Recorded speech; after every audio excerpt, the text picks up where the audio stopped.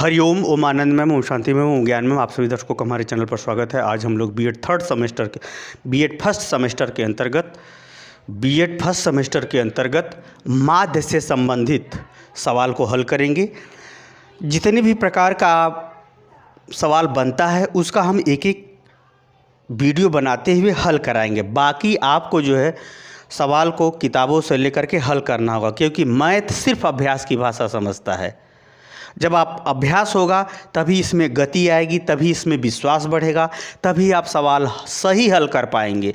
नहीं तो आती ही भी सवाल आप गलत कर देंगे। इसलिए जो विधि मैं बता रहा हूँ ये समझ में आता है तो तुरंत ज़्यादा से ज़्यादा सवाल हल करो।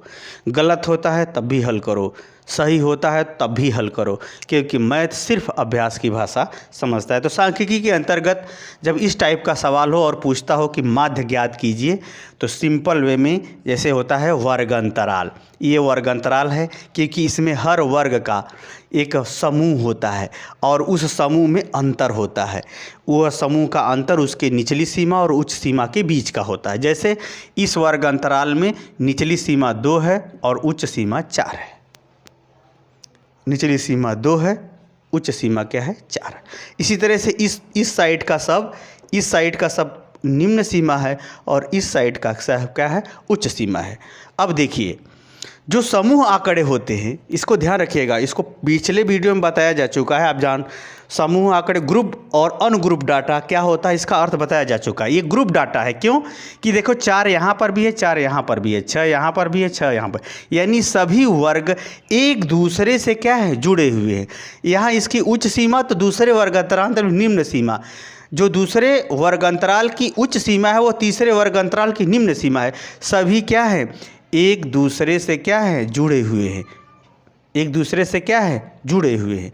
इसी तरह से सब क्या है? एक दूसरे से क्या है? जुड़े हुए हैं। इसका ध्यान रखिएगा। तो एक ऐसा डाटा है समूह आंकड़े। अगर समूह आंकड़े के अंतर्गत इस प्रकार का सवाल दिया हो तो माध्य हम कैसे ज्ञात करते हैं, इस वीडियो में हम यही बताने का प्रयास करेंगे।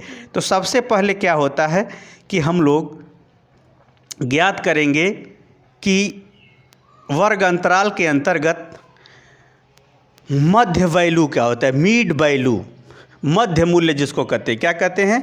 मध्य मूल्य। मध्य मूल्य ज्ञात करेंगे। तो मध्य मूल्य ज्ञात करने के लिए हम क्या करेंगे? Mid value.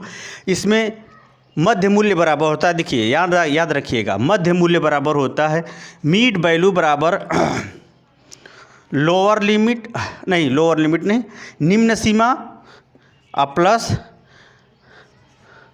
मिनिमम, निम्न सीमा और उच्च सीमा बटे 2।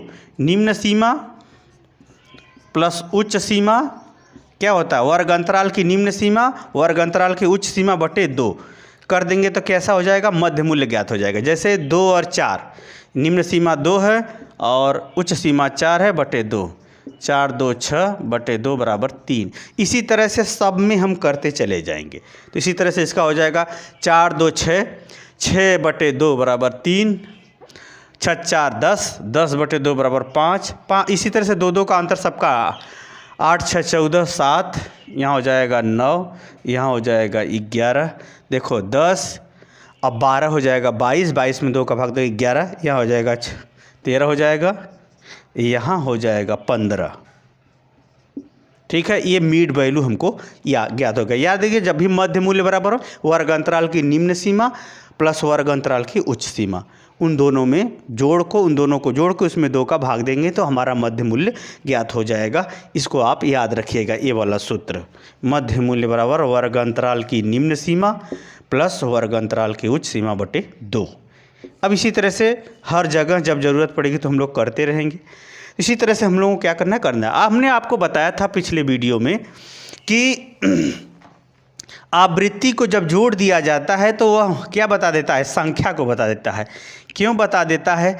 यह भी पिछले वीडियो में बताया गया है।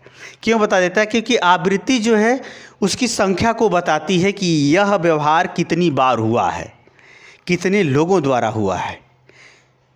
ठीक है, इसलिए उसको जो है जोड़ देने पर उसकी संख्या का पता चल जाता है। वास्तव में अगर ये कहा जाए कि इस प्रकार से बच्चे नंबर पाए हैं और इतने इतने बच्चे नंबर पाए हैं तो कुल बच्चों की संख्या क्या है, तो बस ये आवृत्ति को ही जोड़ दोगे तो बच्चों की संख्या का पता चल जाएगा। जैसे 2 3 2 5, 5 1 6 4 10, 3 13 2 15 1 16। यहाँ 16 लोग हैं। संख्या कितनी है? 16 बच्चे हैं जो इस प्रकार से इतने के बीच में उनके अंक हैं। अब इसी को वो पूछ रहा है कि औसत अंक क्या होगा, या कोई भी हो सकता है, सवाल बदल के पूछ सकता है। सीधी सीधी बात, ऐसे कंडीशन में हो तो हम कैसे निकालेंगे माध्य को, उसी को मैं बता रहा। तो अब क्या करना है, जब ये हो गया, n ज्ञात हो गया, तो हमारा सूत्र क्या है? माध्य बराबर क्या है? समेशन f(x/n) है। तो अब हमको क्या चाहिए? अब ये इसी को हम लोग क्या कहते हैं? यक्स कहते हैं। इसी को हम लोग क्या कहेंगे? यक्स। किस में कहेंगे यक्स? इस वाले कंडीशन में, वर्ग अंतराल यानी ग्रुप डाटा होगा तब।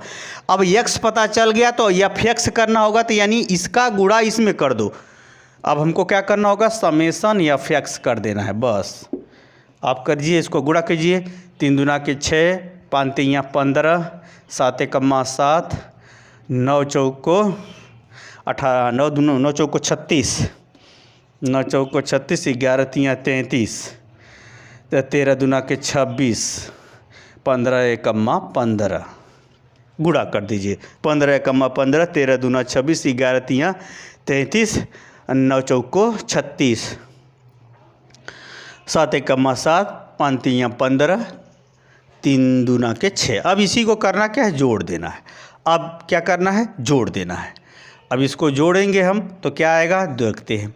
6 5 11, 11 7 18, 6 5 11 7 18, 18 6 24, 24 3 27, 27 6 33, 33 5 38 को 8, हाथ में लगा 3, 1 3 4, 3 7, 2 9 1 10, 3 13।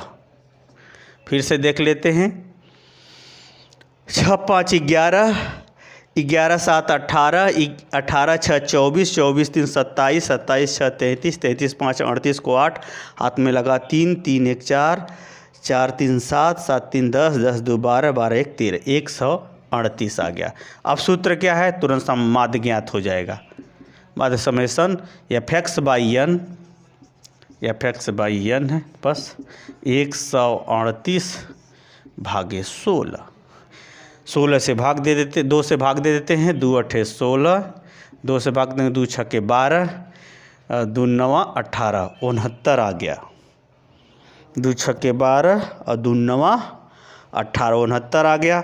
अब चलते हैं 69 में 8 का भाग दे देते हैं। 8 8 64, 8 64 हो गया। 64 5 69, 8 6 48, 8 6 48, 8 6 8 दूना 16, 4 8 5 40। अब भाग देंगे हम 8 का तो हो जाएगा 8 64, आएगा 5, दशमलव बढ़ा के 0 बढ़ाएंगे तो 8 6 48 आएगा 2, 8 दूना 16 4। हाँ, इसका हो जाएगा, यानी हमारा माध्य हो जाएगा या औसत प्राप्तांक हो जाएगा, जैसा सवाल बनाए वो हो जाएगा 8.625।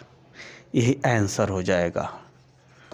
ठीक है। अब क्या करना है आपको, जब ऐसी कंडीशन हो, ऐसी स्थिति हो, तो प्रत्यक्ष विधि का प्रयोग करते हुए इस तरह से हम लोग हल करेंगे। अब अगर ये समझ में आपको आ गया, देखो यहाँ पे मैंने सिंपल डिजिट लिया है ताकि आपको आराम से जल्दी से समझ में आ जाए, ज़्यादा गुणा भाग का लफड़ा ना हो।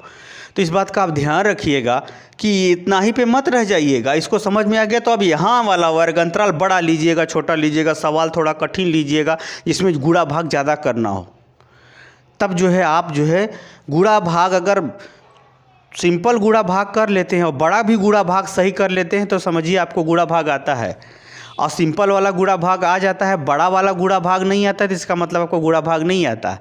इसीलिए मैं कह रहा हूँ कि मैथ सिर्फ अभ्यास की भाषा समझता है।